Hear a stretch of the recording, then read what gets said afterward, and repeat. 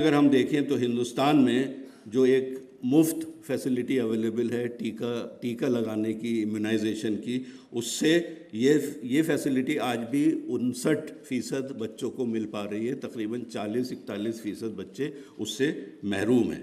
سرکاری اسپتالوں میں جو ایک بستر ہے ہاسپٹل کا، وہ اگر کیرلا میں 1299 لوگوں پہ ایک بستر موجود ہے، تو دوسری طرف اتر پردیش میں وہی ایک بستر 20,000 سے زیادہ لوگوں کی آبادی پر ایک بستر موجود ہے۔ تو ڈسپیرٹیز ریجنلی اور جغرافیکلی بہت ہیں۔ ایک آخری اعداد و شمار جو عورتوں کے ساتھ امتیازی سلوک کو لے کر ہیں، اور وہ پوری دنیا میں ہے، ہندوستان میں نہیں ہے۔ 32 ملک ایسے ہیں جن کے ہاں عورتوں کے پاسپورٹ بنانے کا طریقہ مردوں کے پاسپورٹ بنانے سے الگ ہے۔ They have to fulfill certain additional conditions to get a passport۔ 18 ملکوں میں عورت کو نوکری کے لیے شوہر کی رضامندی چاہیے۔ 18 ملکوں میں۔ سعودی عرب is not the only country۔ 150 سے زیادہ ملکوں میں خواتین کے ساتھ قانونی امتیاز یعنی لیگل ڈسکرمنیشن بڑھتا جاتا ہے۔ 100 ملکوں میں ایسے پیشے ہیں کچھ جن کو عورتیں اختیار نہیں کر سکتی۔ زندگی کے مختلف مراحل میں ہم یہ دیکھتے ہیں کہ عورت جو کہ ایک نسل کی نشوونما کے لیے ذمہ دار ہے، اس کو خود کتنی مشکلوں اور جد و جہد سے گزرنا پڑتا ہے۔ یہ ایک سماجی تناظر ہے جس میں ہم سوشل ورک، جو ایک عملی پروفیشن ہے، جس میں ہم سماجی بدلاؤ لانے کی بات کر رہے ہیں، جس میں ہم سماجی انصاف کی بات کر رہے ہیں، جس میں ہم ایمپاورمنٹ کی بات کر رہے ہیں، جس میں ہم ڈسٹریبیوٹیو جسٹس کی بات کر رہے ہیں، وہ اس تناظر میں دیکھنے کی ضرورت ہے۔ سوشل ورک جب شروع ہوا تو سوشل ورک نے جو انفرادی پرابلمز تھی لوگوں کی، فیملی میں انٹرپرسنل پرابلمز، گروپ میں ان کی پرابلمز، زیادہ سے زیادہ کمیونٹی کے لیول پہ پرابلمز، کوارڈینیشن کی، تھوڑی اپنے ذرائع جمع کر کے خود کے ڈیولپمنٹ کی، ان سے شروعات کی۔ لیکن آئی ڈونٹ نو ویئر، کس جگہ ہم شاید میرے حساب سے راستے سے بھٹک گئے اور ان مسائل کا حل ڈھونڈنے لگے جو عالمی سطح پر اور جو اسٹرکچرز میں اور جو پالیسیز میں روٹڈ تھی، جس کے لیے کوئی ایک پروفیشن اپنے آپ میں کافی نہیں ہو سکتا۔ میری مثال یہ ہے کہ کیا medical profession has ever given you the slogan of health for all? کیا قانونی پروفیشن، لیگل پروفیشن نے آج تک سوشل جسٹس کی بات کی یا سماجی انصاف کی بات کی؟ کیا ایجوکیشنسٹ نے ایجوکیشن فار آل کا نعرہ لگایا؟ But social work is one of the professions جس نے اپنے اوپر یہ ساری ذمہ داریاں عائد کر لی ہیں۔ اینڈ آبویسلی جب تک کہ کوئی بھی پروفیشن اس سماج میں اپنا ایک ڈسٹنکٹ کنٹریبیوشن نہ اسٹیبلش کر دے، اس کی پہچان نہیں بن سکتی۔ میڈیکل پروفیشن اس لیے جانا جاتا ہے کیونکہ وہ یہ کہتا ہے ہم اس بیماری کا علاج اس لیول آف ایفیشینسی سے، اس رسک فیکٹر سے کر سکتے ہیں یا نہیں کر سکتے۔ ہمارے ٹولز آف انٹرونشن یہ ہیں، جس میں دوائی ہے، سرجری ہے، پریونشن کے لیے ہمارے پاس یہ چیزیں ہیں۔ وہ یہ کلیم نہیں کر سکتا کہ ہم بیماری کو دنیا سے ختم کر دیں گے، وہ یہ کہتے ہیں کہ ہم حتی الامکان بیماری کو کوشش کریں گے ختم کرنے کی، اس کا علاج کرنے کی، اور ہمارے پاس ریسرچ اور ایک تحقیق اور پریکٹیشنرز اور ایجوکیٹر میں جو ایک تال میل ہے، وہ ہم سوشل ورک پروفیشن میں نہیں پاتے۔ تو کلاس روم کی نالج کلاس تک محدود رہتی ہے، اور فیلڈ کی جو نالج ہے وہ فیلڈ تک محدود رہتی ہے، دونوں ایک دوسرے سے فائدہ اٹھانے میں ناکام ہیں۔ آخر میں اپنی بات ختم کرتے ہوئے، اس سے پہلے کہ رحمت صاحب میری طرف کوئی اشارہ کریں،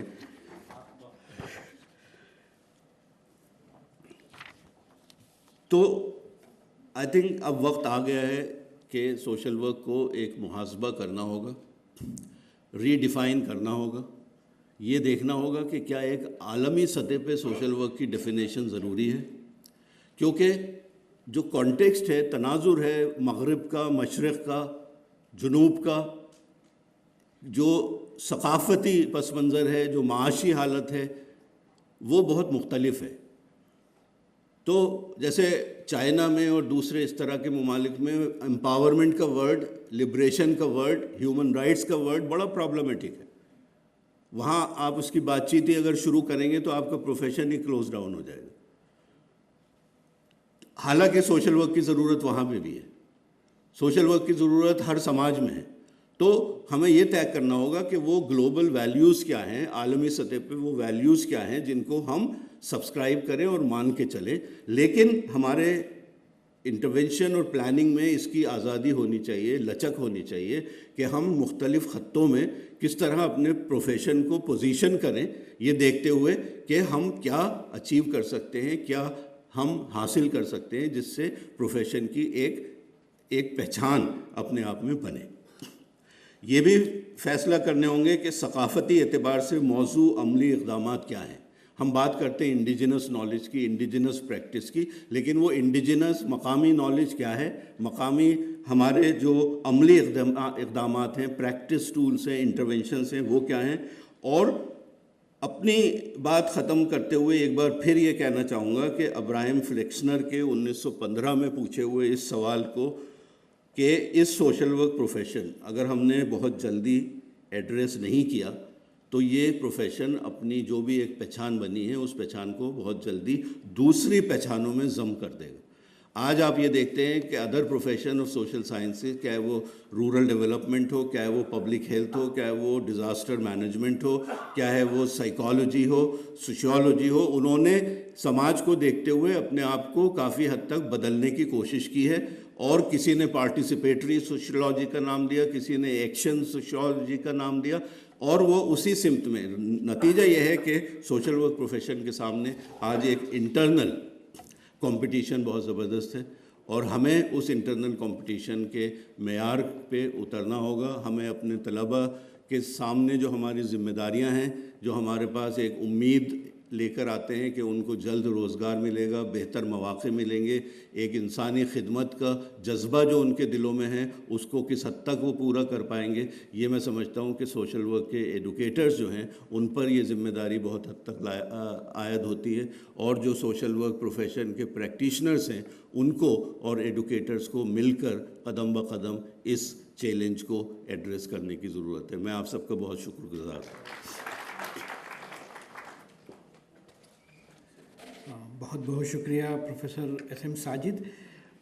اب دوسرے جو اسپیکر ہیں آپ کے سامنے، ان کو میں دعوت دے رہا ہوں۔ ڈاکٹر ایم محب الحق ایسوسیٹ پروفیسر ہیں department of history, department of political science میں، علی گڑھ مسلم یونیورسٹی میں، اور آپ کا ایریا آف انٹرسٹ جو ہے international politics, Indian polity, minority right, human right, terrorism, globalisation, political Islam. تو اس کے بعد میں آپ کو دعوت دیتا ہوں اور آپ یہاں پر اپنا کلمہ سنائیے خود۔ جناب صدر، فیلو پینلسٹ،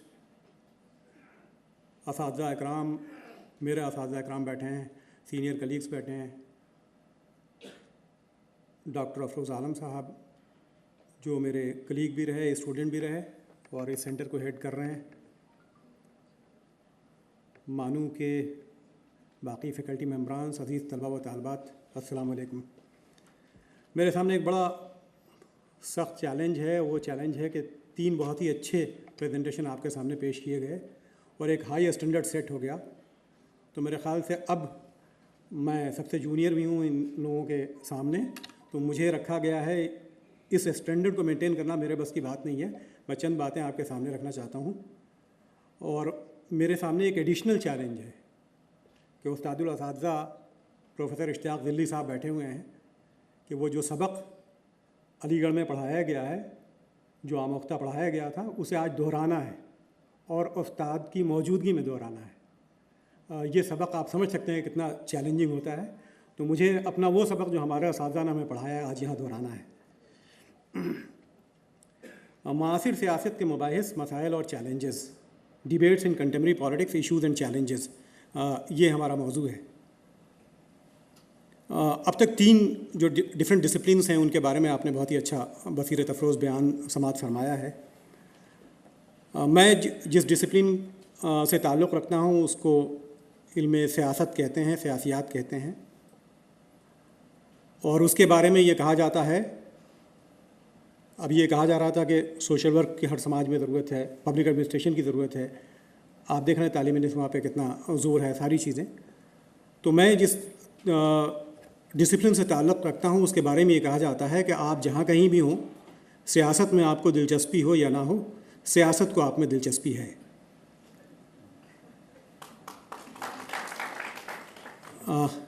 ایک بہت مشکل کام یہ ہے کہ ارسطوٹل جو علم سیاسیات کے بانی کے طور پہ جانے جاتے ہیں، انہوں نے اسے ماسٹر سائنس اور سپریم سائنس کہا ہے۔ افروز صاحب نے اس سپریم سائنس کو انٹروڈیوس کرنے کا فرض میرے جیسے کم علم شخص کو دے دیا ہے۔ یہ اپنے آپ میں ایک اور چیلنج۔ دیکھیے، ابھی جو کنٹمپریری چیلنجز کی جب ہم بات کرتے ہیں سیاست، معاصر سیاست کے مباحث میں، تو ہمیں سب سے پہلے یہ جاننا ہوگا کہ جو دو میگا نیریٹیوز جسے مہابیانیہ کہا جاتا ہے، لبرلزم اور مارکسزم، مارکسزم کا تقریباً خاتمہ ہو چکا ہے، زیادہ تر ممالک سے ختم ہو چکا ہے مارکسزم ایک آئیڈیالوجی کے طور پہ، ایک نظریے کے طور پہ۔ اور دوسری جانب اگر آپ دیکھیں لبرلزم یا حریت پسندی کا جو نظریہ ہے، یہ انٹرنل کرائسس کا یا جو اندرونی تضادات ہیں اس کا شکار ہے۔ جب یہ اندرونی تضادات کی وجہ سے آپ دیکھیں گے کہ یہ دونوں جو میگا نیریٹیوز یا مہابیانیہ ہیں، انہوں نے کچھ ٹروتھس کو کنسٹرکٹ کیا تھا، کچھ اصول و ضوابط مرتب کیے تھے ڈسپلن کے لیے۔ انہوں نے کچھ سیاسی اخلاقیات و اقدار کو مرتب کیا تھا اور اس پہ قائم رہنے کی بات کہی تھی۔ جب یہ مہابیانیہ اپنی اہمیت کھو دیں، ان کی معنویت آپ کے سامنے ایسی لگنے لگے کہ اب ان کی ریلیونس شاید نہیں ہے، تو ایسے وقت میں یقیناً ایک کرائسس کی پیریڈ پیدا ہوتی ہے۔ اور یہی وجہ ہے کہ دیکھیے اس کرائسس کو ایڈریس کرتے ہوئے زیادہ تر لوگوں نے نام سنا ہوگا فرانسس فوکویاما کا۔ فرانسس فوکویاما اپنی کتاب the end of history and the last man میں وہ کہتے ہیں کہ انسانوں کا جو آئیڈیالوجیکل ایوولوشن تھا، جو نظریاتی ارتقاء کا عمل جو انسانوں کا شروع ہوا تھا، وہ اب ختم ہو چکا ہے۔ اور وہ ختم اس لیے ہو چکا ہے کہ ویسٹرن لبرلزم یا لبرل ڈیموکریسی جو ہے وہ دنیا میں جو نظریاتی ارتقاء ہو سکتی تھی انسانوں کی، وہ اس کی آخری یعنی منزل ہے۔ یہ معراج ہے انسان کے نظریاتی ارتقاء کی، اور اس کے بعد اب کسی نظریے کی ضرورت نہیں ہے۔ تو اس نظریے کو آفاقی مان کر اور اس نظریے کی آفاقیت پہ عقیدہ اور یقین رکھتے ہوئے ہمیں اس نظریے کو اپنانے کی کوشش کرنی چاہیے۔ ہمیں یاد رکھنا چاہیے کہ یہ اس وقت کہہ رہے ہیں جب مارکسزم بہت ہی کمزور ہو رہا، اور اس کے بعد سے آپ نے دیکھا کہ سوویت یونین کا شیرازہ بکھرتا ہے اور پھر یوریشیا سے مارکسزم یا اشتراکیت کا خاتمہ ہو جاتا ہے۔ اسی دور میں ایک دوسری بات سامنے آتی ہے۔ ہارورڈ یونیورسٹی کے پولیٹیکل سائنٹسٹ ہنٹنگٹن نے اپنی تھیسس کلیش آف سویلائزیشنز پیش کی، تہذیبی تصادم یا تہذیبی کشمکش کا نظریہ۔ اور انہوں نے کہا کہ آنے والے دنوں میں جو دنیا میں تیسری جنگ عظیم ہو یا کوئی بڑی کانفلکٹ ہو گلوبل لیول پہ، وہ کبھی بھی نظریاتی اعتبار کی نہیں ہوگی، یا نظریات کے بیچ میں ٹکراؤ نہیں ہوگا، نظریاتی تصادم نہیں ہوگا، بلکہ وہ سویلائزیشنل ہوگا، تہذیبوں کے درمیان تصادم ہوگا۔ اور نتیجے کے طور پہ انہوں نے تہذیبوں کو آئیڈینٹیفائی کرنے کی کوشش کی، جس میں ایک اسلامی سویلائزیشن کی بات کی، اور انہوں نے کہا کہ ویسٹ سے اگر سب سے زیادہ کوئی انیویٹیبل ٹکراؤ ہے کسی سویلائزیشن کا تو وہ اسلامی تہذیب کا ہے۔ انہوں نے یہ بھی بات کہی کہ there can be no true friends without true enemies, اور پھر وہ ڈیڈ لیگون سے کوٹ کرتے ہوئے کہتے ہیں کہ you can not love what you are unless you hate what you are not. آپ دیکھیے کہ ایک کانفلکچوئل نیچر کا نیریٹو سامنے آ رہا ہے، اور یہ وہاں سے آ رہا ہے جو دنیا میں سپر پاور نہیں بلکہ سپریم پاور کی حیثیت حاصل کر چکا ہے۔ ہمیں یہ نہیں بھولنا چاہیے کہ ہنٹنگٹن نہ صرف یہ کہ ایک پولیٹیکل سائنٹسٹ ہیں بلکہ سیکیورٹی اور پولیٹیکل ایڈوائزر رہے ہیں زیادہ تر پریسیڈنٹس کے یونائٹڈ اسٹیٹس آف امریکہ میں۔ جب وہ شخص یہ بات کہہ رہا ہے تو یہ آج جس دور میں ہم زندہ ہیں وہ پوسٹ ٹروتھ کا دور ہے۔ اس پوسٹ ٹروتھ میں عجیب سی بات ہے کہ اب نہ ایک جو انفارمیشن کا اور پورا ایک سیلاب ہے اس میں بات صحیح ہو یا غلط اس کا ویریفائی کرنے کا ہمارے پاس وقت ہی نہیں ہے، اور جو ذرائع ہیں جھوٹ کو پھیلانے کے وہ ذرائع اتنے مضبوط ہیں کہ ان کے سامنے سچ کمزور پڑ جاتا ہے۔ تو یہ پوسٹ ٹروتھ یا ماں باپ صداقت کا جو دور ہے، اس میں اگر امریکہ نے کنسٹرکٹ کیا ایک ڈسکورس یا امپیریلسٹ پاورز نے کنسٹرکٹ کیا ایک ڈسکورس کے ساتھ دنیا کے لیے سب سے بڑا خطرہ دہشت گردی ہے، اور پھر اس کو کوالیفائی کرتے ہوئے کہتے ہیں کہ دنیا کے لیے سب سے بڑا خطرہ اسلامی دہشت گردی ہے۔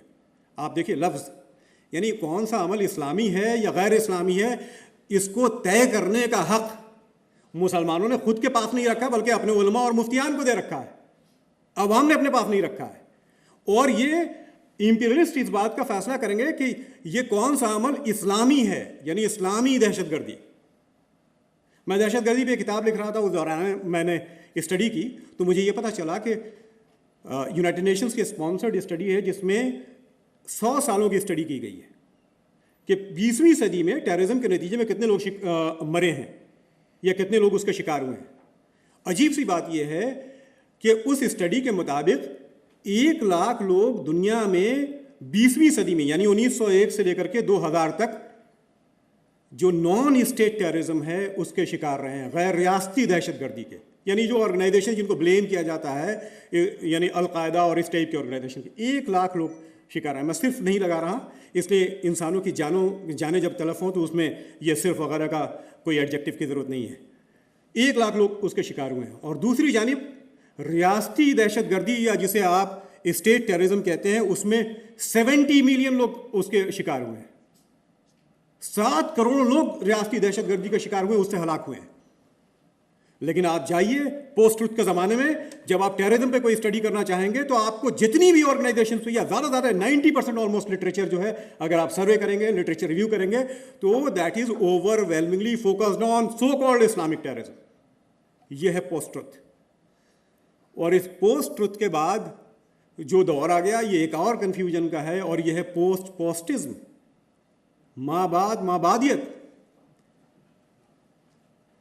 تمام پوسٹ کو ختم کرتے ہوئے اب مابعدیت کی بات کہی جا رہی ہے, پوسٹزم کی بات کی جا رہی ہے, جس کے کنٹورز اور جس کو فگر آؤٹ کرنا یقیناً بڑا مشکل کام ہے.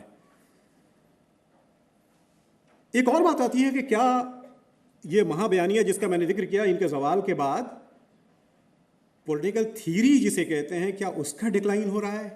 سر میرے پاس ٹائم کتنا ہے؟ 2 منٹ ہے. اوکے. کیا اس کا ڈکلائن ہو رہا ہے؟ تو میں یہ سمجھتا ہوں کہ یہ اگر کہا جائے کہ پولیٹیکل تھیری کا ڈکلائن ہو رہا ہے تو بہت حد تک صحیح نہیں ہے, اس لیے کہ بہت ساری چیزیں جو جمہوریت کی اپنی کرائسس ہے اس کے نتیجے ملٹی کلچرزم کا کانسیپٹ آ رہا ہے. جسٹس کا جو کانسیپٹ ہے وہ جسٹس کو بہت ہی ایبسٹریکٹ جب دیکھا گیا تھا, پلیٹونک جسٹس سے باہر نکل کر کے اب ڈسٹریبیوٹیو جسٹس کی بات کی جا رہی ہے, جس کی ابھی بات ہمارے فیلو پینلسٹ کر رہے تھے. تو ڈسٹریبیوٹیو جسٹس کی بات کی جا رہی ہے. رالز کی تھیوری آف جسٹس کے بعد اگر آپ دیکھیں تو پوری دنیا میں ایک جسٹس پہ سب سے ریسرچ ہونے لگی, جسٹس کسے کہیں گے. اور آخری بات میں کہوں گا کہ جو ایشو اور چیلنج ہے, بہت سارے ایشوز کو ایڈریس کرنے کے لیے تھیورائزیشن کی ضرورت ہے. مثال کے طور پہ مائنورٹیز پہ تو بہت کام ہوا, religious minorities, ethnic minorities, national minorities, linguistic minorities. ایک نئی مائنورٹی ایمرج کر کے آ رہی ہے جسے ہم کہتے ہیں سیکسول مائنورٹیز. اور اس میں ایک بہت اچھا پیپر افروز صاحب نے ابھی لکھا ہے EPW میں, جو میں سمجھتا ہوں تمام لوگوں کو پڑھنا چاہیے, جس کا ٹائٹل ہی اگر آپ دیکھیں تو انہوں نے لکھا از دا گے minority the new marginalised of modern society. LGBT debate آپ دیکھیے, LGBT لیزبین, گے, بائی سیکسول, ٹرانسجینڈر جو ڈبیٹ ہے, مجھے ایک عجیب سی بات یہ لگتی ہے کہ یہ LGBT ڈبیٹ جو ہے وہ ٹریڈیشنل مائنورٹیز کے اوپر ڈومینیٹ کرنے لگی ہے. یعنی مائنورٹی ود ان مائنورٹیز اگر دیکھیں, اور اس کی وجہ یہ ہے کہ یہ LGBT کا جو مسئلہ ہے یہ زیادہ ڈیولپڈ کنٹریز کا معاملہ ہوتا ہے, چونکہ وہ اپنے مائنورٹیز کے پرابلم کو بہت حد تک سولو کر چکے ہیں. تو یہ جو سیکسول مائنورٹیز کو جب وہ ایڈریس کر رہے ہیں تو وہ ہمارے ہندوستان سے لے کر کے اور دنیا کے تمام ممالک میں یہ ایک بہت اہم ایشو بن رہا ہے. اور آخری بات کہ اس دور میں جب ہم بات کر رہے ہیں اس کی کہ پولیٹیکل سائنس کا یا پولیٹیکل تھیوری کا ڈکلائن ہو رہا ہے یا ریوائول ہے, میں یہ سمجھ رہا ہوں کہ ریوائول کی طرف بڑی کوششیں ہو رہی ہیں. اور اس میں ایک سب سے بڑی کوشش اگر آپ دیکھیں تو مسلم ممالک میں جو اسکالرس ہیں, مولانا مودودی وغیرہ کے بعد اب جو کام شروع ہوا ہے, یا جسے پوسٹ اسلامزم کا نام دیا جا رہا ہے, میں اس بڑے جارگنس اور ٹرم میں بہت زیادہ یقین نہیں رکھتا, لیکن پوسٹ اسلامسٹ ڈسکورس کہہ رہے ہیں اسے. اس میں جو نئی تحریریں آ رہی ہیں, اور آپ یاد رکھیے آخری بات کہ یہ ایسا فیلڈ ہے کہ جس میں آپ کو اور ہمیں انٹرسٹ اس لیے لینا چاہیے کہ تھامس شاز نے کہا ہے کہ in the animal kingdom the rule is eat or be eaten, and in the human kingdom the rule is define or be defined. Thank you very much. بہت بہت شکریہ. اب میں آخر میں پروفیسر رحمت اللہ صاحب سے گزارش کرتا ہوں کہ وہ اپنے صدارتی خطبات کو بیان کریں. السلام علیکم. معزز حاضرین, अक्सर हम देखिए दो अल्फाज का इस्तेमाल करते हैं, सुनते रहते हैं। पहली बात, अगर टीचर चाहे तो राई को पहाड़ बना सकता है और पहाड़ को राई बना सकता है। और दूसरी बात, समंदर को सुराही में समोने की बात। तो ये दोनों कैफियतों का मज़ाहिरा आज के डिस्कशंस में सामने आया है। यानी बिल्कुल पहाड़ को राई बना के भी पेश किया गया और फिर समंदर को सुराही में भी समा कर यहाँ बताया गया। तो चारों के चारों जो यहाँ पे जो मुकर्रिरीन रहे, माशाअल्लाह बहुत अच्छा खिताब रहा उनका, और मेरे पास अल्फाज नहीं हैं उस पर तबसरा करने के लिए। अब जैसे फॉर एग्ज़ाम्पल देखिए प्रोफेसर हसीना हाशिया मैडम ने, उनका जो कलाम रहा, उन्होंने जिन मसाइल की जानिब तवज्जो मबज़ूल कराई हम सब की, वो मसाइल ना सिर्फ वुमेन एजुकेशन से मुताल्लुक़ हैं बल्कि तमाम सोशल साइंसेस, जितने भी सोशल साइंसेस हैं उर्दू में जिनकी दर्स व तहक़ीक़ हो रही है, उन सब के लिए वो मसाइल हैं। अगर उनकी एक सुई हो जाए तो ज़ाहिर है उर्दू में सोशल साइंसेस की तदरीस व तहक़ीक़ आसानी से आगे बढ़ पाएगी और मज़ीद तरक्की भी होगी। तो बहरहाल इसके लिए मैं उनका शुक्रिया अदा करता हूँ। और फिर प्रोफेसर फुरखान अहमद साहब, मैं ख़ुद भी पब्लिक एडमिनिस्ट्रेशन का टीचर हूँ, उनके सामने जो मौजू रहा नज़्म व नुस्ख़े आमा, पस मंज़र और पेश मंज़र, ये बहुत वसी मौजू रहा। अब उस वक्त जब हम ये मौज़ूआत को मुतय्यन करते थे उस वक्त के तकाज़े अलग थे, आज का वक्त का तकाज़ा अलग है। तो बहरहाल कम वक्त में नज़्म व नुस्ख़े आमा के जिन मदारिज का अहाता करते हुए उन्होंने अपनी बात को यहाँ पेश की, वो काबिल तारीफ़ है, काबिल सताइश है, और इसके लिए मैं उनको मुबारकबाद देता हूँ। मैं समझता हूँ कि हिंट्स के तौर पे ही सही उन्होंने पूरे चीज़ों का अहाता कर लिया है, और नज़्म व नुस्ख़े आमा का जो पास्ट रहा और जिन मदारिस से होते हुए वो आगे बढ़ा है और जिस सिमत में आगे बढ़ रहा है, इन तमाम चीज़ों की जानिब उन्होंने इशारतन बहुत सारी बातों को पेश किया है, जो कि ना सिर्फ उनकी महारत बल्कि उनकी जो ज़बान पर काबिलियत है उसको भी ज़ाहिर करती है। तो हाज़रीन, अब आइए हम बात करेंगे प्रोफेसर SM साजिद साहब से मुताल्लिक़। तो सोशल साइंसेस को देखिए, मैं समझता हूँ इन सालों में तकरीबन कई साल से मैं सोशल साइंसेस में डीन की हैसियत से भी रहा हूँ, मगर आज उनका लेक्चर सुनने के बाद सोशल साइंसेस का जो सही तस्वुर है, मेरा डिसिप्लिन चूँकि पब्लिक एडमिनिस्ट्रेशन रहा, सोशल साइंसेस से ताल्लुक़ सोशल वर्क से ताल्लुक़ कम रहा, मगर इसके बावजूद आज जो कॉन्सेप्ट सोशल वर्क का है सही मानों में वो सामने आ चुका। उन्होंने बात की सोशल वर्क की इब्तिदा की, जो इर्तिक़ा किस तरह से हुआ और मुख्तलिफ़ इंस्टीट्यूशंस में उसको किस तरह से मुतारफ़ करा गया, और फिर इब्तिदा में जो नस्बुल ऐन रहा समाजी काम का, सोशल वर्क का, वो क्या था और अब क्या है। अब ऐसा लग रहा है कि वो ओवर एम्बिशियस हो गया है, यानी मुकामी सतह से हटकर वो बैनुल अक़वामी सतह पर पहुंच चुका है। तो नतीजे में एक सवालिया निशान यानी एक क्वेश्चन मार्क पैदा हो चुका है कि इज़ सोशल वर्क ये प्रोफेशन। तो जाहिर है इस चीज़ को हल करना, इस मसले को एड्रेस करना बहुत ज़रूरी है, और ये काम ज़ाहिर है सोशल वर्क के स्कॉलर्स ही कर सकते हैं। तो बहरहाल इसके लिए मैं प्रोफेसर साजिद साहब का बेहद मशकूर व ममनून हूँ। अब रही बात डॉक्टर मोहम्मद मुहिबुल हक़ साहब की, तो उनके नाम में जो सिफत है वो कैफियत को मैंने उनके खिताब में पाया है। बिल्कुल हक़ बयानी के साथ जो हालात हैं, सियासी हालात हैं, उनका अहाता करते हुए उन्होंने बात की है। जैसे सियासत में भाई आजकल जो डिबेट और कॉन्टेम्पोरेरी सियासत जो होनी चाहिए, जैसे सियासत में अक़दार की कमी है, उसकी जानिब उन्होंने इशारा किया। और फिर सबसे बड़ी बात, आने वाले दिनों में जो बात सामने रहेगी पॉलिटिशियंस के या पॉलिटिक्स में जो मरकज़ी मौजू रहेगा वो कॉन्फ्लिक्ट्स ऑफ इंटरेस्ट, मतलब कॉन्फ्लिक्ट ऑफ कल्चर्स रहेगा। اور اس کا مشاہدہ ہم آئے دن دیکھ رہے ہیں، عالمی سطح پر اس کو ہم محسوس بھی کر رہے ہیں، پڑھ بھی رہے ہیں۔ تو میں سمجھتا ہوں سوشل سائنسز کے ایک طالب علم کی حیثیت سے کہ پولیٹیکل سائنس کے اسکالرز کی پوری توجہ اسی ایک موضوع پر مرکوز ہونی چاہیے کہ آنے والے دنوں میں یہ جو کلچرل کانفلکٹ ہے اس سے ہم کس طرح سے آزادی حاصل کر سکتے ہیں۔ اگر فرض کیجئے اس کو ہم ایڈریس نہیں کر پاوے تو آنے والے دنوں میں ایک تباہی مچ جائے گی اور ہو سکتا ہے کہ تھرڈ ورلڈ وار بھی ہو جائے۔ تو اس سے اگر بچنا ہے تو سوشل سائنس، خاص طور پہ پولیٹیکل سائنٹسٹ کو چاہیے کہ یہ جو موضوع ہے کلچرل کانفلکٹ کا اس کو ایڈریس کریں اور اس کو ذہن میں رکھتے ہوئے ہی آگے بڑھیں۔ اور پھر آپ نے بہت سارے موضوعات پر بات کہی، جیسے ماں بعد جدیدیت اور اس کے علاوہ ماں بعد جدیدیت۔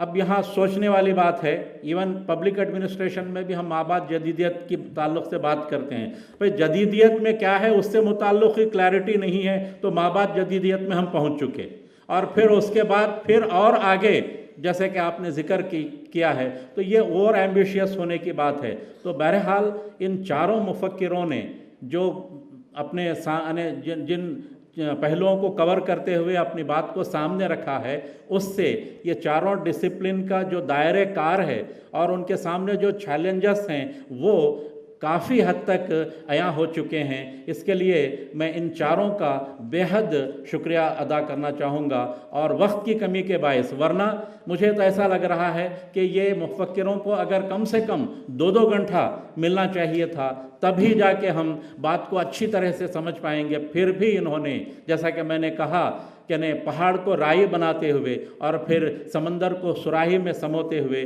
اپنی بات کو پیش کی ہے۔ اس کے لیے میں ان کا تہ دل سے شکریہ ادا کرتے ہوئے اپنی بات کو ختم کروں گا، اور میں چاہوں گا کہ ابھی چونکہ لنچ کا کافی تاخیر ہو چکی، امیڈیٹلی ہم گیسٹ ہاؤس جائیں گے اور وہاں لنچ کریں گے، اور پھر اس کے بعد ہمارے پاس دیکھیے 4 سیشنز مزید ہیں، 2 سائملٹینیسلی ہیں اور پھر دوسرے وقتوں پہ اور 2 سیشنز ہیں، اور ان کا انعقاد میں سمجھتا ہوں آپ کے پاس بروچر ہے، ٹائم ٹیبل ہے، نظام العمل موجود ہے، برائے مہربانی اس پر توجہ کیجیے آپ۔ پھر بھی میں جناب دانش صاحب سے خواہش کروں گا کہ اس تفصیل کو آپ کے سامنے رکھ دیں تاکہ ہم دوپہر کے سیشن کے لیے بھی اپنے آپ کو تیار کر سکیں۔